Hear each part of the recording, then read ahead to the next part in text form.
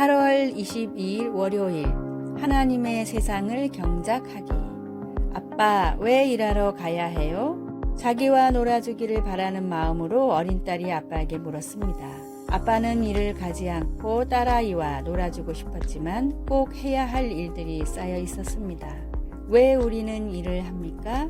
단지 우리 자신과 우리가 사랑하는 사람들의 필요를 채우기 위해서입니까? 보수가 없는 일은 어떻습니까? 왜 그 일을 할까요?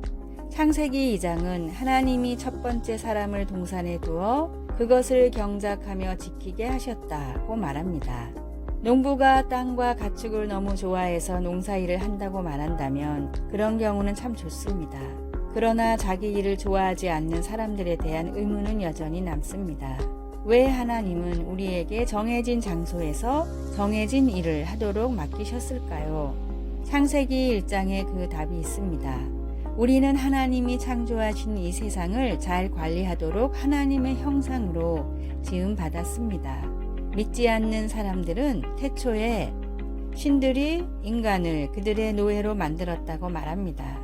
그러나 창세기는 유일하신 참 하나님이 그분의 뜻에 따라 창조하신 이 세상을 관리하도록 하나님의 대리인으로 인간을 만드셨다고 분명히 말합니다. 우리가 지혜롭고 사랑이 넘치는 하나님의 명령을 이 세상에 잘 수행할 수 있기를 소원합니다. 일은 하나님의 영광을 위해 하나님의 세계를 경작하라는 소명입니다. 말씀. 여호와 하나님이 그 사람을 이끌어 에덴 동산에 두어 그것을 경작하며 지키게 하시고. 창세기 2장 15절. 찬송. 502장 빛의 사자들이여. 기도. 이 세상에서 하나님의 사역에 동참할 수 있는 영광을 주셔서 감사합니다. 하나님의 사랑과 지혜 그리고 질서를 나의 삶과 일터에서 드러나게 도와주소서. 예수님의 이름으로 기도합니다. 아멘.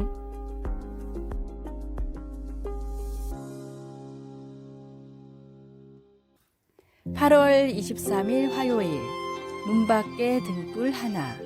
아직 전기가 없던 시절 미국의 한 도시에서는 사람들이 밤에 거리를 다닐 때 큰 불편을 겪었습니다. 거리의 밤은 정말 칠흑같이 어두워 바로 앞에 지나가는 사람을 보지 못해 부딪힐 때가 많았고 이를 노린 범죄도 들끓었습니다. 그러던 어느 날 한 집에서 문 밖에 등불을 걸어 놨습니다. 가격도 비싼 기름을 쓰는 등불을 집안도 아닌 집 밖에 걸어 놓은 것을 보고 사람들은 집주인이 참으로 어리석은 사람이라고 생각했습니다. 그런데 하루가 지나고 한 달이 지나자 집 밖에 등불을 걸어 놓는 집이 많이 생겼습니다. 단 한 집이 걸어 놓은 등불로 인해 많은 사람들이 거리를 편하게 다녔으며 범죄도 사라졌기 때문입니다.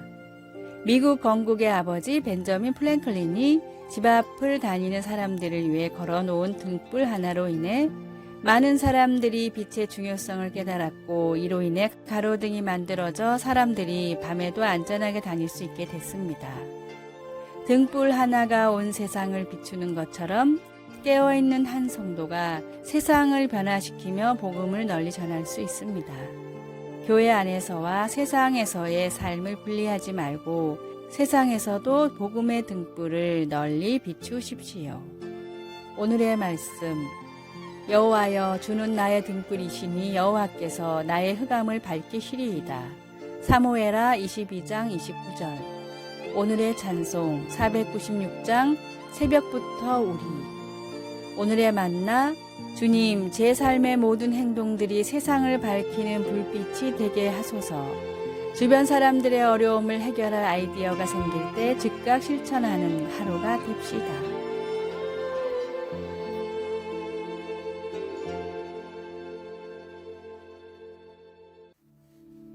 (8월 24일) 수요일. 처벌의 선택. 톰은 밥의 회사에 조언해주는 법률회사에서 근무했습니다. 둘은 친구가 되어 사이좋게 지내다가 톰이 밥의 회사에서 수천 달러를 횡령하는 일이 발생하였습니다. 밥은 이 사실을 알고는 실망하고 화가 났지만 그리스도를 믿는 그의 부사장으로부터 지혜로운 조언을 받았습니다. 부사장은 톰이 매우 수치스러워하고 회개하는 것을 보고 밥에게 고소를 취하하고 톰을 고용하라고 조언했습니다. 그에게 적당한 보수를 지불하여 배상을 할 수 있게 하십시오. 가장 감사하고 충직한 직원이 될 것입니다. 밥은 그 조언을 따랐고 톰도 그렇게 변했습니다. 사울 왕의 손자 무비보셋은 아무 잘못도 하지 않았지만 다윗이 왕이 되었을 때 힘든 상황에 처하게 되었습니다. 대부분의 왕들은 이전 왕실의 혈통을 다 죽였기 때문입니다. 하지만 다윗은 사울 왕의 아들 요나단을 사랑했기에 살아남은 그의 아들을 자기 아들처럼 대했습니다. 그가 은혜를 베품으로 다윗은 평생의 친구를 얻게 되었습니다. 무비보셋은 내 주 왕 앞에서는 다만 죽을 사람이 되지 아니하였나이까. 그러나 종을 왕의 상에서 음식 먹는 자 가운데에 두셨사오니 하며 경탄했습니다. 다윗의 아들 압살롬이 예루살렘에서 다윗을 뒤쫓을 때조차도 그는 다윗에게 충성을 다했습니다. 충실한 평생의 친구를 원하십니까? 매우 특별한 누군가를 친구로 하려면 어떤 특별한 일을 해야 할지도 모릅니다. 상식적으로 보아 처벌해야 할 때 은혜를 선택하십시오. 책임을 지게 하되 다시 바로잡을 수 있도록 받을 자격은 없더라도 그에게 한 번 더 기회를 주십시오. 그러면 더할 나위 없이 고마워하고 헌신적인 친구를 얻게 될 것입니다. 생각의 틀에서 벗어나 은혜로 대하십시오. 말씀, 무비보셋은 왕자 중 하나처럼 왕의 상에서 먹으니라. 사무엘하 9장 11절. 찬송 294장 하나님은 외아들을. 기도, 우리는 하나님으로부터 특별한 은혜를 받았습니다. 그 은혜를 다른 사람들에게 베풀 수 있도록, 특히 회개하는 영을 가진 사람들에게 베풀 수 있도록 도와주소서. 예수님의 이름으로 기도드립니다. 아멘.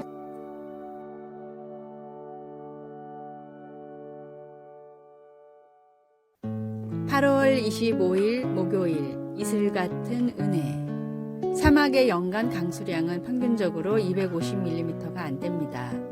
우리나라 연평균 강수량의 10%밖에 되지 않는 매우 적은 양입니다. 전체 면적으로 따지면 물이 있는 오아시스도 지극히 일부에만 존재하지만 사막에는 다양한 종류의 동식물들이 살고 있습니다. 낮과 밤의 극심한 기온차로 이른 밤과 늦은 새벽에 이슬이 맺히기 때문입니다.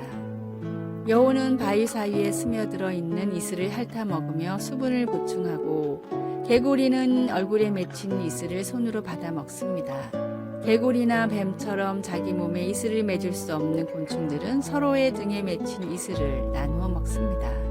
친구가 없을 때는 물구나무를 서서 이슬을 머리 쪽으로 흘려서 받아 먹습니다. 모든 것이 메말라 보이는 황량한 사막이지만 하루 2번 내리는 이슬로 많은 동물과 식물들이 살아가고 있습니다. 하나님이 우리에게 내려주시는 은혜도 이와 같습니다. 주님을 만나던 순간이나 기도가 응답받을 때처럼 강과 같은 은혜가 임할 때도 있지만 매일 작은 이슬처럼 주님이 적셔주는 은혜 역시 존재합니다. 오늘 주시는 이슬 같은 은혜에 만족하며 살아갈 때 오아시스를 만나게 하시고 샘과 같이 강과 같이 풍성한 은혜의 물줄기를 내어주시는 주님이심을 믿으십시오. 오늘의 말씀, 보라 내가 새 일을 행하리니 이제 나타낼 것이라. 너희가 그것을 알지 못하겠느냐. 정령이 내가 광야의 길과 사막에 강을 내리니. 이사야 43장 19절. 오늘의 찬송 301장 지금까지 지내온 것. 오늘의 만나, 주님 때에 따라 내려주시고 부어주시는 은혜에 감사하게 하소서. 매일 주시는 이슬 같은 은혜도 크게 감사하며 삽시다.